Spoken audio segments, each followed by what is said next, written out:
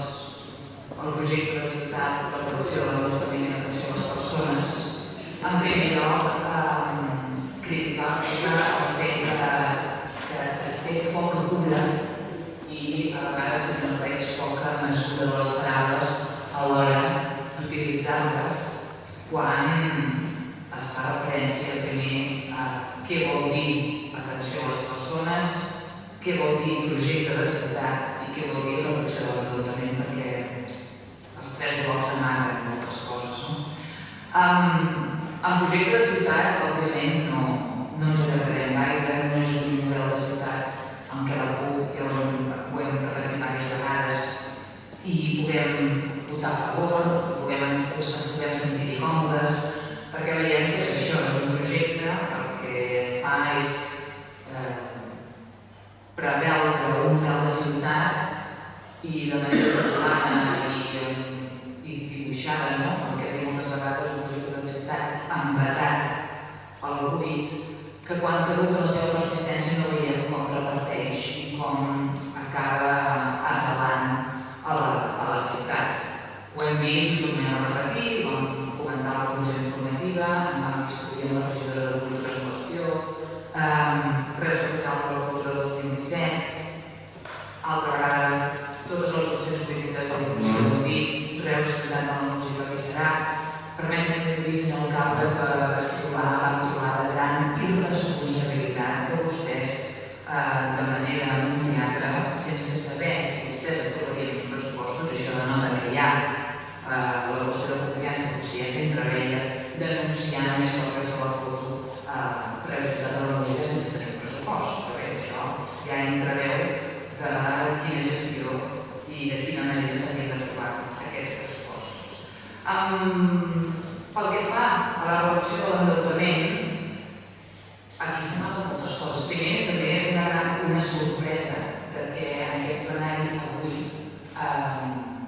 diferents opcions polítiques, ara en el govern, ara que estan a l'oposició, estiguin tan preocupades per l'endeutament, quan aquest endeutament ve de lluny, instaurat per una opció política com és el PSC i el seu tripartit, amb una gestió exitosa d'Innova, com va dir en les seves declaracions la senyora Josep Pérez amb un diari, exitosa d'Innova, molt poca responsabilitat en fer aquesta afirmació.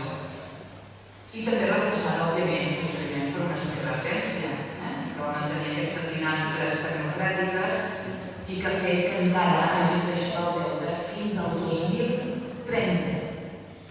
2030. Prioritzem la reducció de l'endeutament, però ens plantegem com això repercuteix en el caràcter de servei públic que ha de tenir l'Ajuntament. Reduïm l'endeutament per poder-nos endeutar, és a dir, tornem a fer prestacions més crèdits i a més amb molt poca planificació, òbviament, perquè al cap i a la fi aquest endeutament quedarà postergat per el futur govern, conclusió altre cop, un mal endèmic, un mal estructural en el qual no sabem com posar-hi remei.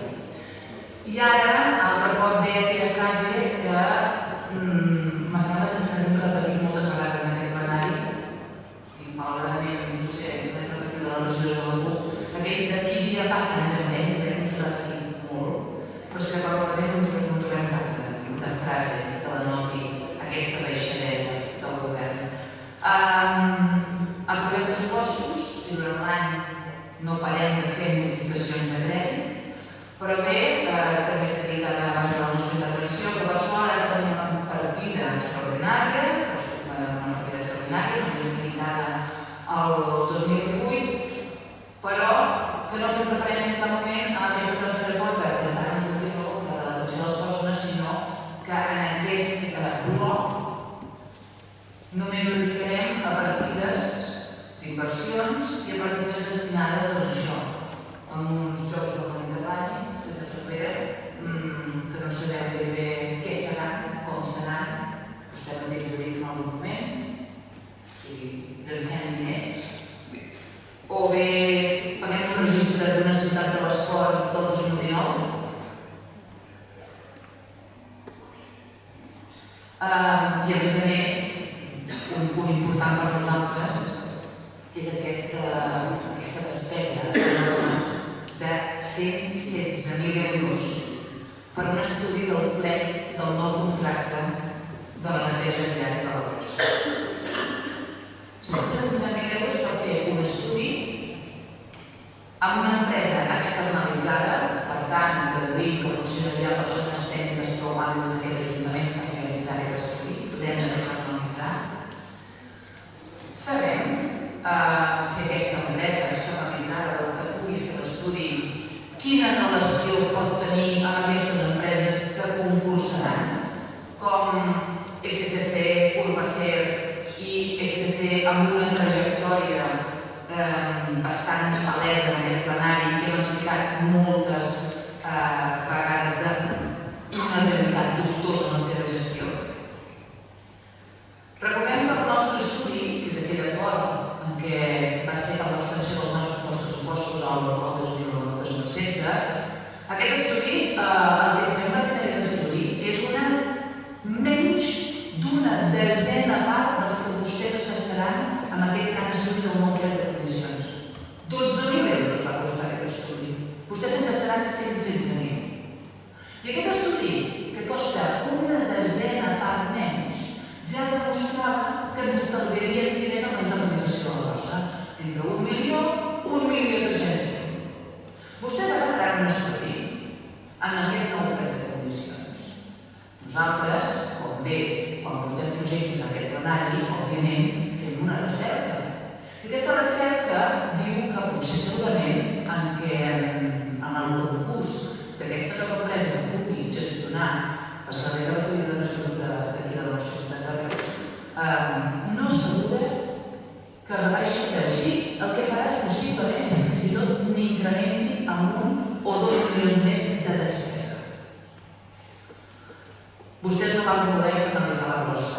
Doncs més despeses a la nova contractació d'aquesta empresa externalitzada.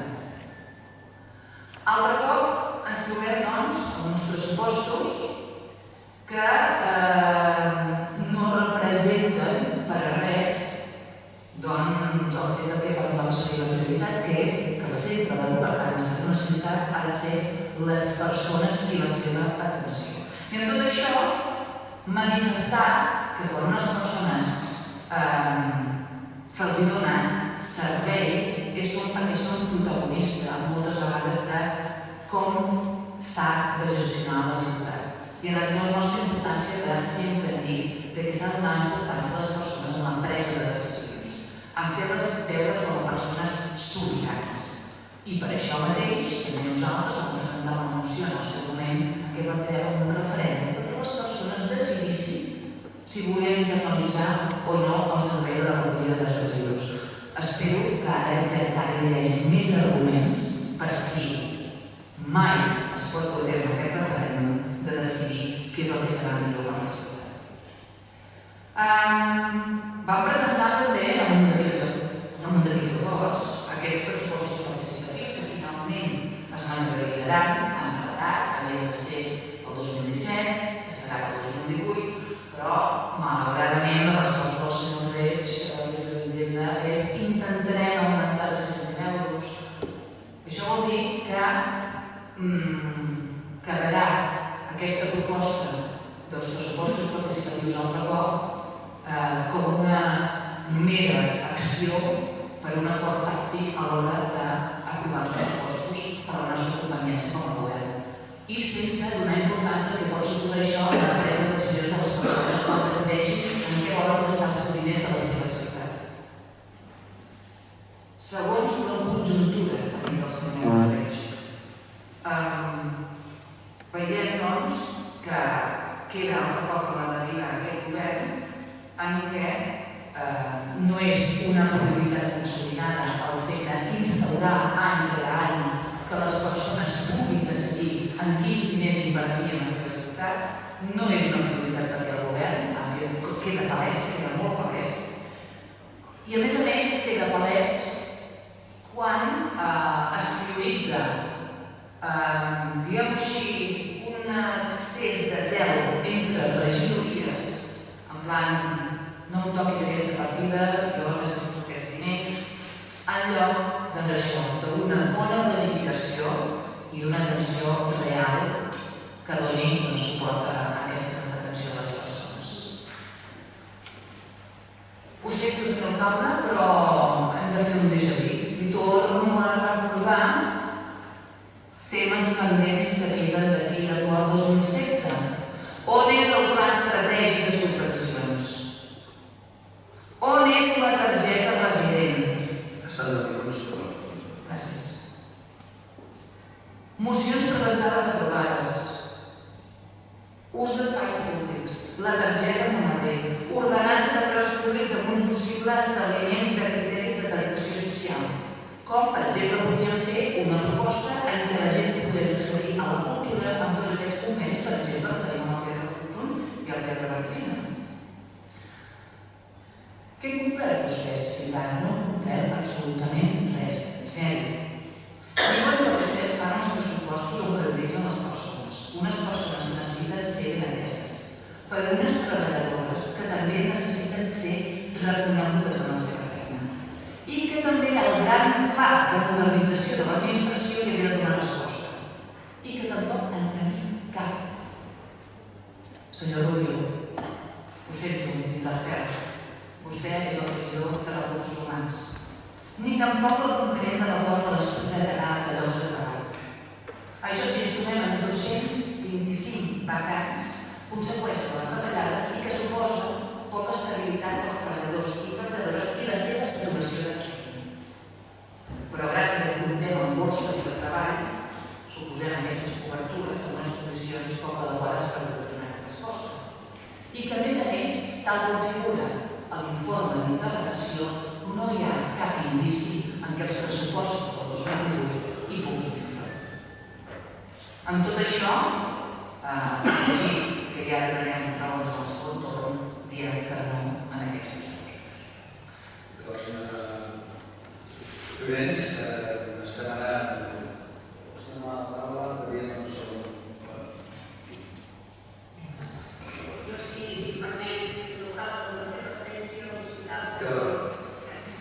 No, en relació al que ha dit el regidor socialment, el dèficit del 2017 de l'hospital no és objecte de debat ara en l'avaluació dels pressupostos del 2018. En tot cas, ho serà quan hi hagi el tancament de comptes i del març del 2018. I també dir-li que, en qualsevol cas, si es produeix un dèficit, ja ho vaig respondre, que s'ha previst entre 3,5 milions i 4 en el passat ple, que sembla recordar que ho va presentar, i aquest dèficit suposés que haguessin de remoure novament una causa de dissolució i li diré que en les dues anteriors resolucions de la causa de dissolució no ha anat mai a cap del pressupost de l'Ajuntament. Sempre hem trobat altres solucions.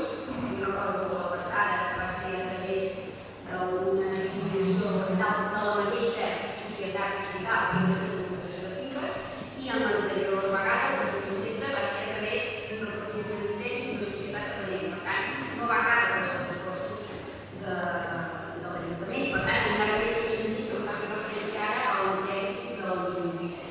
I en relació amb el seu partit, que diu que aquesta subvenció que posem com a previsió de l'atenció cultural a la Generalitat, i per això equilibra els números, considerant que es treuen garanties i que és quasi la superioritat, que realment amb l'esmena que vostès han fet, que encara no sabem si s'haurà de manera o no, en què es feia referència que demanessin a la Generalitat que es recuperés aquella computació pressupostària que va ser l'any 2010, quan hi va haver el trasllat.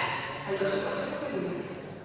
Allò ja va ser preliminar i crec que va ser arran d'allò que estem ara com estem, perquè ja el mateix 2010, el juny del 2010, malauradament per la crisi, i que segurament conseller que s'hi hagués trobat, conseller que sigui el mateix conseller ja el juny del 2010, ja va dir que reduiria un 3,21%, un 3,21%, que recordar, sí, exacte, els concerts sanitaris i els preus de les tarifes, i que per tant allò que havien dit que augmentarien, doncs van haver ja de disminuir abans que inauguréssim l'hospital, que va ser al setembre. Per tant, realment la crisi va patir molt el sector públic i hi ha molta gent que són funcionaris que van retallar el sou un 5%, va fer que no va ser el millor moment la coincidència del trasllat a l'hospital amb la crisi que ens va venir.